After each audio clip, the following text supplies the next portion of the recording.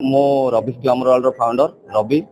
तो आमर ये जो प्रयास आज आरंभ करिचु आमर बरहमपुर सिंगिंग कंटेस्ट सीजन 2 रो आमर ऑडिशन स्टार्ट होची 26 एप्रिल रु स्टार्ट करूचु। आमे 5टा जगह रे ऑडिशन करूचु। पुरुषोत्तम आस्का भंजनगर दिगपहंटी शेष ऑडिशन बरहमपुर तापर आउ सेमीफाइनल फाइनल सब तक बरहमपुर रे आमे करूचु जोटा कि रबिश ग्लैमरवर्ल्ड आउ आदित्य साई म्यूजिक रो मिलित अनुकूल रे सब प्रोग्राम हम बयस सीमा आम रही 15 रु 35 वर्ष भितर पिला माने ऑडिशन रे भाग नहीं पारिबे। ता सहित सब प्रकार गीत गाई पारिबे ऑडिशन रे। सेमिति किछि हमर गीत सिलेक्शन नहीं जो ऊपर गीत भी प्रैक्टिस करिकरी आसिकरी ऑडिशन रे गाई पारिबे गीत।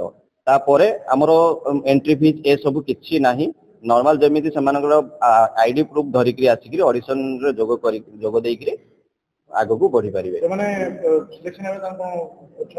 हाँ से पुरस्कृत राशि भी अच्छी गला थर भी होता है। थर भी आमर 10 रु 15 हजार भितर फर्स्ट प्राइज रहिबो, सेकंड प्राइज रहिबो, थर्ड प्राइज रहिबो। ता सहित आमर जो माने फाइनलिस्ट से मानको आमे आमर जो यूट्यूब चैनल मानकर आमे सुजोग दउछु गीत गाइबा पई। ए सब ऊपरे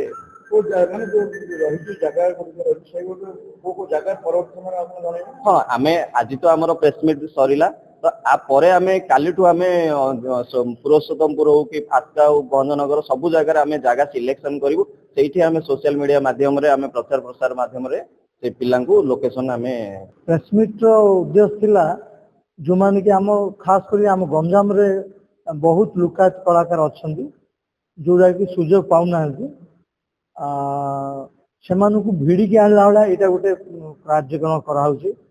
जेहेतु बाहर से जाऊ ना गोटे आम गंजाम गोटे बुद्धि अच्छी क्या एप्रोच करेनि से जिनसा गोटे आमर माइनस बोली मुझे से दृष्टि आम से गोटे झिकी आणिक गोटे सुजोग दौचु। से भर जो मानकर टैलेंट थी से निश्चय आगू जी आम बर्तमान से खोजा चलती पिला खोजिक आम आगू ना से उद्देश्य।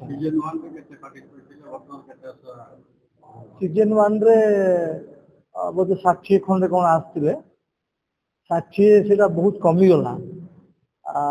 जेहेतु आम बेसी माने एडवर्टाइज करें जापारे पिला से कमी जाइला। से जो भूलटा होता से भूल पे आम ए वर्ष हाँ 4-5टा सुटेबल जगार आम से कंपटीशन करने द्वारा से आसीपारे से आम। जय माता जी नमस्कार। मु पंडित ध्रुवचरण राणा माँ तारातारिणी सेवा तथा माँ संस्कृति गवेषक जड़े लेखक ये जो आमर प्रयास गोटे जारी रही अदिति साई म्यूजिक रो प्रथम सीजन गला वर्ष सरीला। एवं वर्तमान सीजन 2 आरंभ करिचु। प्रत्येक पुरपल्ली रे आम गंजाम कला को लेकिन आम बाहर करुचु जो माने सुजोग पाउ नांती। ए अदिति साई म्यूजिक सेमानंकु नेकी आसुची गोटे प्रोत्साहन दवापाई तांकु आगु को नवापाई आमर गोटे छोटिया प्रयास। आजिर कार्यक्रम रे गोटे आमर प्रेस मीट है जहाँकि आगामी दिन में कौन कौन करा जिवो।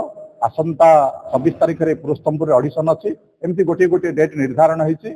आउ किछि जदि आमको सुजोग मिला बा साहाय्य सहानुभूति आपण मानकर मिला निश्चित भाव आउरी किछि मध्य ऑडिशन करिवु सारा गंजाम जिल्ला।